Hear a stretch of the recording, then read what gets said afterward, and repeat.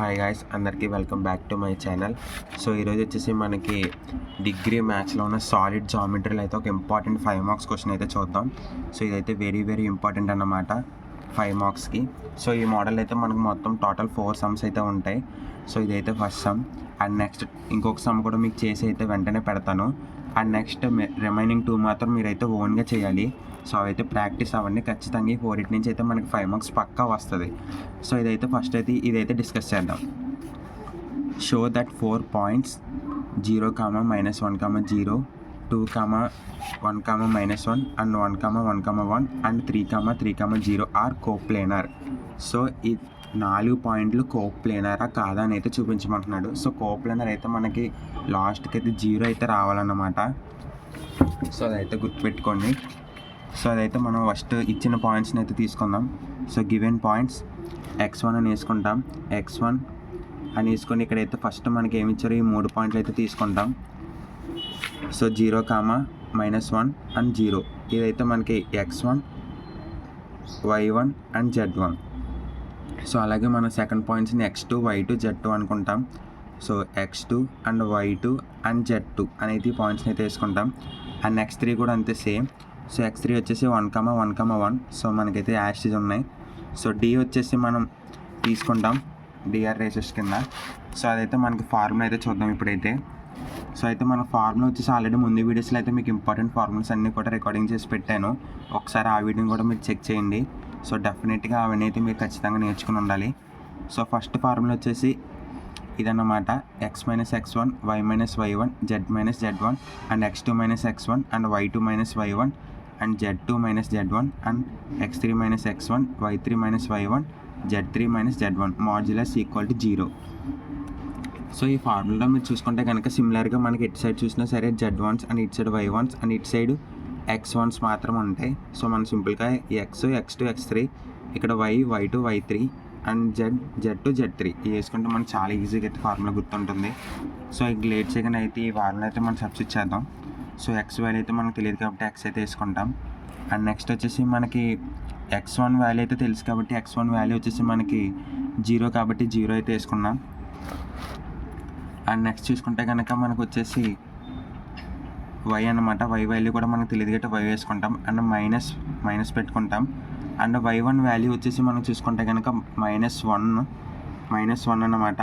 So అందుకని ఇక్కడ మనం బ్రాకెట్లో మళ్ళీ -1 అని వేసుకుంటాం. అండ్ z వాల్యూ కూడా మనకు తెలియదు. అండ్ z1 వాల్యూ వచ్చేసి మనకైతే 0. సో అయితే 0 వేసుకుంటాం. వేసుకున్న తర్వాత ఇప్పుడు చూస్తే కనుక ఆ 3 కూడా అలాగే 3 లైన్స్ కూడా అలాగే సబ్స్టిట్యూట్ చేయాలి. x2 అండ్ x3 కూడా సేమ్ సబ్స్టిట్యూట్ చేసుకోవాలన్నమాట. సో అవైతే మీకు క్లియర్గా అర్థమైందని అనుకుంటున్నాను. సో ఇప్పుడైతే చూద్దాం. ఇక్కడ చూసుకుంటే కనుక x - 0 అంటే మనకి x అండ్ మైనస్ ప్లస్ అవుతుంది కాబట్టి y + 1. ఓకే. అండ్ z - 0 అంటే z. ఇక్కడ చూడండి 2 - 0 అంటే మనకు 2. ఇక్కడ మైనస్ ఉన్నాయి, ప్లస్ అవుతుంది. సో 1 + 1 2. చూడు -1 - 0 అక్కడ ఏమవుతుంది మనకి 0కి వాల్యూ ఉండదు కాబట్టి -1. 1 - 0 అంటే 1. సో మైనస్ ప్లస్ అవుతుంది మళ్ళీ 1 + 1 2. ఓకే. ఇక్కడ చూడండి 1 - 0 అంటే 1 = 0. సో ఇదైతే క్లియర్గా అర్థమైందని అనుకుంటున్నాను. ఒకసారి మీరు కేర్ఫుల్గా అయితే చెక్ చేయండి.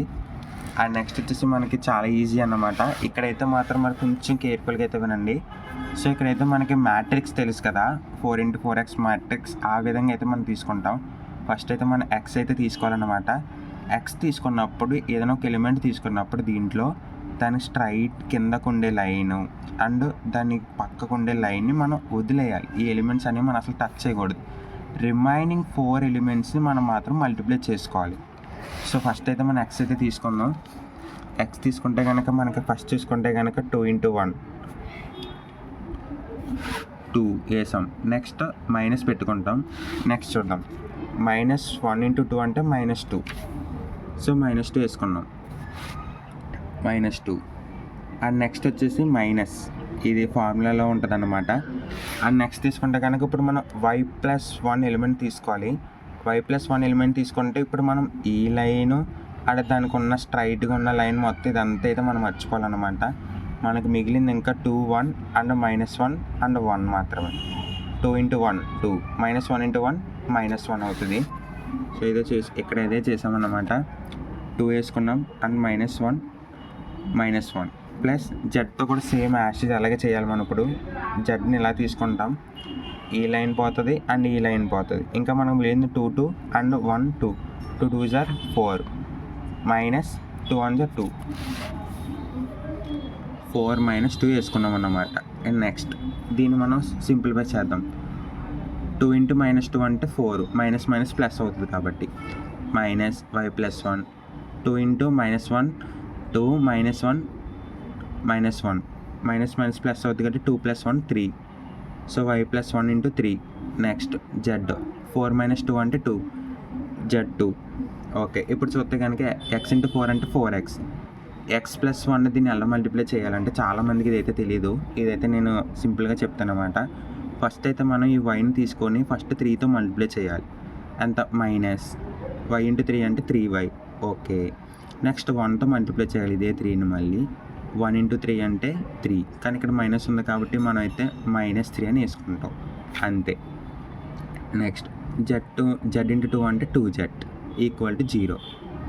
నెక్స్ట్ 4x - 3y - 2z - 3 దీన్ని మన ఆర్డర్లో పెట్టుకుంటాం అంతే, ఏం కాదు. సో దీన్ని అయితే మన ఈక్వేషన్ 1 అనేది తీసుకోవచ్చు. నెక్స్ట్ ఇప్పటివరకు మనం ఈ 3 ఎలిమెంట్స్ని మాత్రమే సబ్స్టిట్యూట్ చేసాం కదా.